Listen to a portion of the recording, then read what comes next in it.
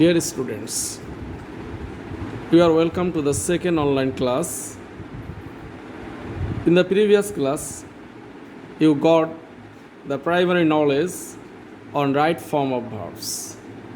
Today, I will discuss the basics of right form of verbs. If you follow the class, you will be benefited. After the class, you will learn basics of right form of verbs, idea about to be verbs, to have verbs, and the use of preposition in the sentences. I am Humayun Kabir, lecturer English, Duaripara Goft College, Rupnagar, Dhaka. Right form of verbs. তোমরা সবাই জানো right form of ভার্বের ক্ষেত্রে সেন্টেন্সের কিছু basic জিনিস জানা দরকার। আজকে আমরা সেই বেসিকটি নিয়ে আলোচনা করব। সেন্টেন্সের ভিতর ভার্ব কীভাবে ব্যবহৃত হয়, ভার্বের সেই বেসিক আইডিয়াগুলি নিয়ে আজকে আলোচনা। আমরা যদি ভার্বকে একটু বিশ্লেষণ করি তাহলে পাই ভার্বের রূপসমূহ, অর্থাৎ একটা সেন্টেন্সে ভার্ব কীভাবে থাকে। যেমন প্রথম আছে base form, that means V1, base form of verbs. For example eat, take, go, এগুলিকে আমরা ধরি ভার্বের বেস ফর্ম হিসাবে এগুলো ইউজ হয়, অর্থাৎ যেটা আমরা প্রেজেন্ট ফর্ম হিসাবে বলি অথবা base form V1, eat, take, গো।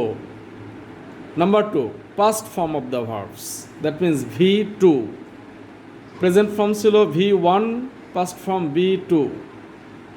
ইটকে যদি আমরা পাস্টে নেই তাহলে হয়ে যায় এইট, টেক হয়ে যায় টুক, গো হয়ে যায় went. Number 3, past participle V3, past participle form of the verbs, present form eat, past form ate, past participle eaten. Same ways, take, took, taken, go, went, gone. That means past participle V3, eaten, taken, gone.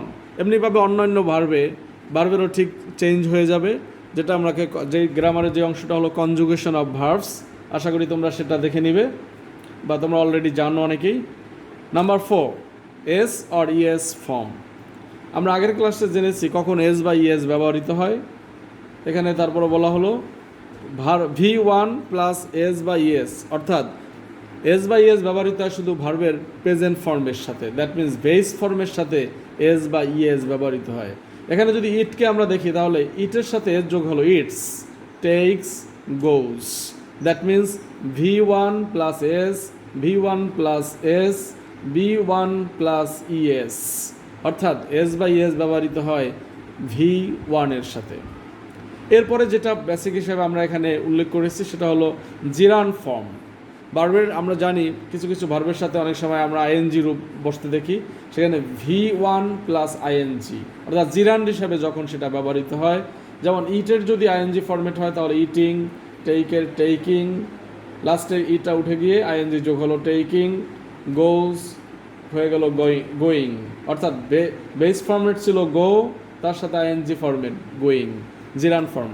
তাহলে আমরা 5টা format পেলাম, 5টা base form পেলাম, 5টা রূপ ভার্বের প্রাথমিকভাবে base form, past form, past participle, S বা ES form, gerund form, and last one infinitive form.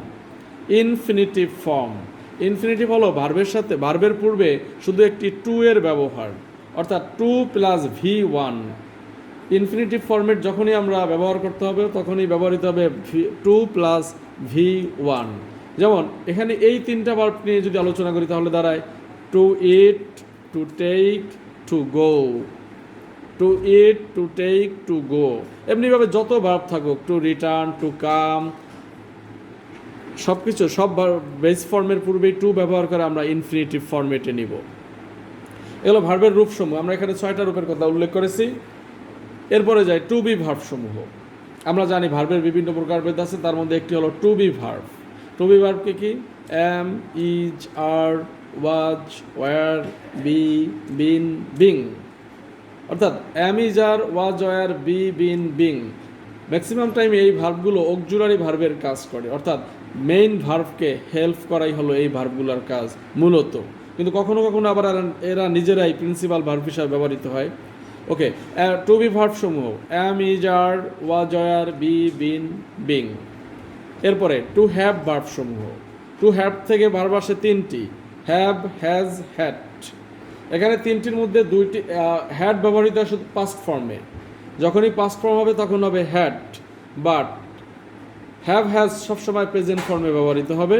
এবং হ্যাজ শুধু একটি ক্ষেত্রে ব্যবহৃত হয়, যখন সাবজেক্ট থার্ড পারসন সিঙ্গুলার নাম্বারের হয় তখন হ্যাজ হয়। আর সব ক্ষেত্রে হ্যাভ আর হ্যাড হলো পাস্ট ফর্মে, এবং প্রেজেন্ট পারফেক্ট ফর্মেও হ্যাড ব্যবহৃত হয়। যাই হোক, হ্যাভ, হ্যাজ, হ্যাড। প্রেজেন্ট পারফেক্টে যখন ব্যবহৃত হবে তখন হ্যাড থাকবে মেইন ভার্ব, কিন্তু যখন অক্সিলারি ভার্ব হিসাবে হ্যাভ, হ্যাজ প্রেজেন্ট টেন্সে, আর পাস্ট টেন্সে হবে হ্যাড। টু ডু ভার্ব সমূহ। টু ডু থেকে আসে ডু, ডাজ, ডিড। ব্যবহার ঠিক টু হ্যাভ ভার্বের মতোই, do, does, did. Did past টেন্সে ব্যবহৃত, আর দুইটা প্রেজেন্ট টেন্সে। এর মধ্যে ডাজ হলো থার্ড পারসন সিঙ্গুলারের ক্ষেত্রে, সাবজেক্ট যখন থার্ড পারসন সিঙ্গুলার। এরপরে মডাল অ্যান্ড সেমি মডাল সমূহ। আমরা এই ভার্বগুলোর বাহিরেও কিছু ভার্ব পাই যেগুলোকে আমরা মডাল ভার্ব অথবা সেমি মডাল দুইটা ভাবে বলতে পারি, অর্থাৎ মডাল অ্যান্ড সেমি মডাল সমূহ। মডাল অক্সিলারিগুলি আমরা যদি দেখি তাহলে দাঁড়ায় মডাল ভার্বগুলি, মডাল এবং সেমি মডাল।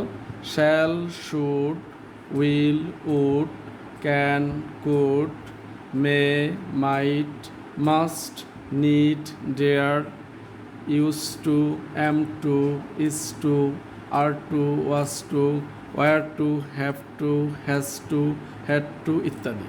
অর্থাৎ এই ভার্বগুলোকে মডাল এবং সেমি মডাল ভার্ব বলা হয়। আমরা যখন right form of verb right form of verb করব তখন এই ভার্বগুলোর খুব প্রভাব আমরা লক্ষ্য করতে পারব। Okay, now come to some rules.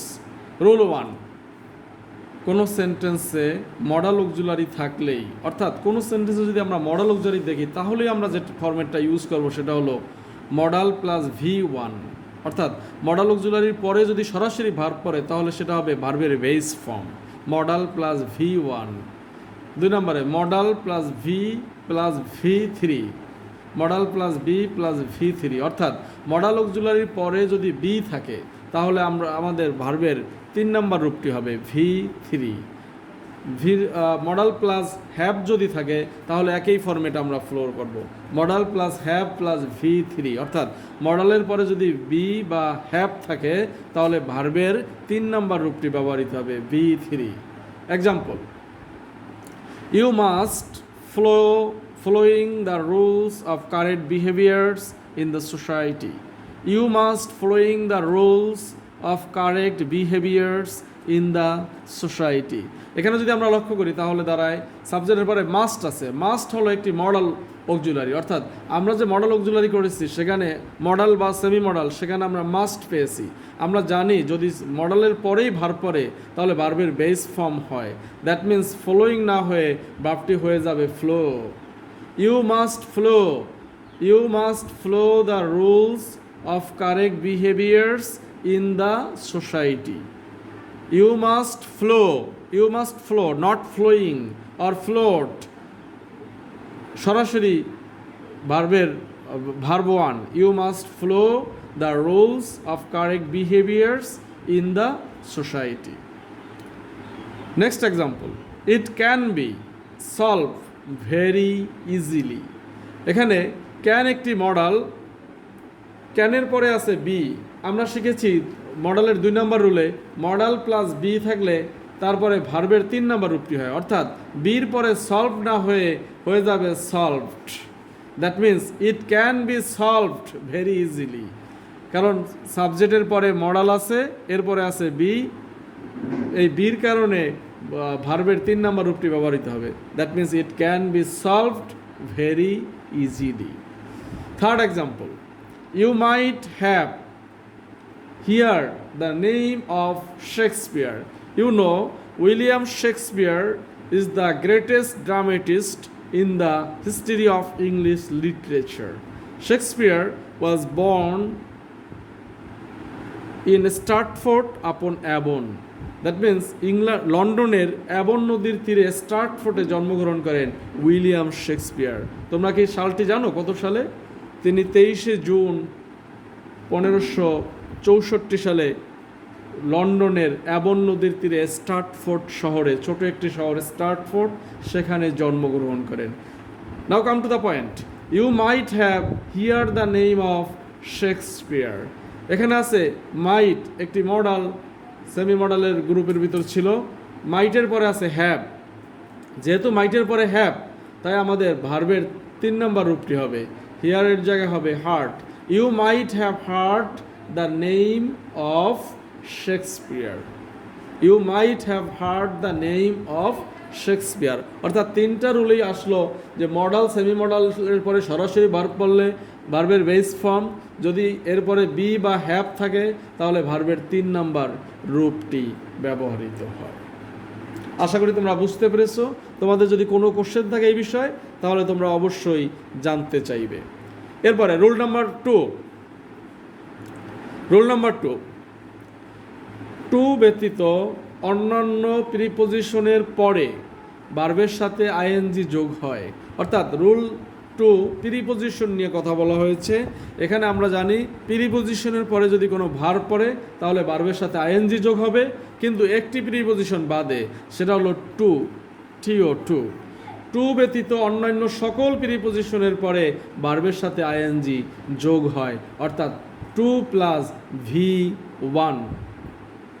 অর্থাৎ টু যখন ব্যবহৃত হবে তখন টু এর সাথে হবে ভার্বের বেস ফর্ম, আর সব ক্ষেত্রে হবে ভার্বের সাথে আইএনজি যোগ।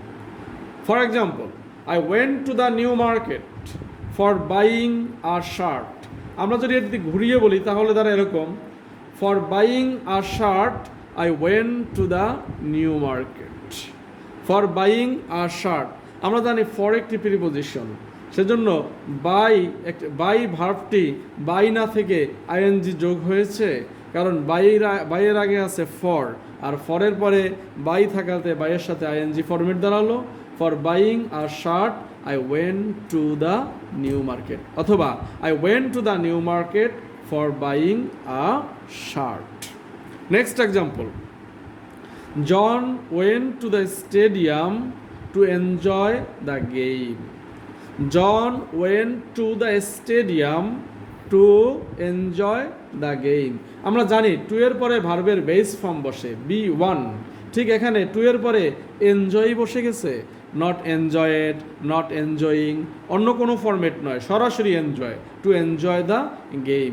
এভাবে যত এক্সাম্পলই আসুক টু এর পরে ভার্বের বেস ফর্ম, আর টু ব্যতীত অন্যান্য সকল প্রিপোজিশনের পরে ভার্বের সাথে আইএনজি যোগ হয়। আমরা জানি টু এর পরে ভার্বের বেস ফর্ম হয়, কিন্তু ব্যতিক্রম রয়েছে এখানে। যদি থাকে with a view two, look forward two, অর্থাৎ এখানেও টু আছে, দুটো টার্ম যদি আমরা ইউজ করি, with a view two, look forward two, এরপরে ভার্বের সাথে আইএনজি যোগ হয়। এখানে টু থাকার পরেও আইএনজি যোগ হবে। আমরা জানি সকল টু এর পরে ভার্বের বেস ফর্ম, কিন্তু with a view two, look forward two, এরপরে ভার্বের সাথে আইএনজি যোগ হয়। যেমন I went to the reading room. I went to the reading room with a view to prepare my lesson. With a view to prepare my lesson. Prepare bracket. তাহলে prepare এর জায়গায় কি হবে? আমরা জানি with a view to, এখানে এই two এর পরে ভার্বের সাথে আইএনজি যোগ হবে, তাহলে প্রিপেয়ার না হয়ে preparing. I went to the reading room. যদি আমরা অর্থ করি তাহলে দাঁড়ায়, আমি পড়ার রুমে গিয়েছিলাম with a view two preparing my lesson, আমার পাঠ প্রস্তুত করার উদ্দেশ্যে। উইথ এ ভিউ টু অর্থগতভাবে দাঁড়ায় উদ্দেশ্য, অর্থাৎ আমি রিডিং রুমে গিয়েছিলাম আমার পাঠ প্রস্তুত করার জন্য। I went to the reading room with a view to preparing my lesson. That means with a view two এর পরে ভার্বের বেস ফর্ম না হয়ে ভার্বের সাথে আইএনজি যোগ হয়ে গেল। Next example, she looks forward to get a good jobs, get bracket, she looks forward to get a good jobs. তাহলে গেটের সাথে গেট কি হয়ে যাবে? এখানে আছে look forward to, that means get না হয়ে আইএনজি যোগ হয়ে যাবে, গেটিং।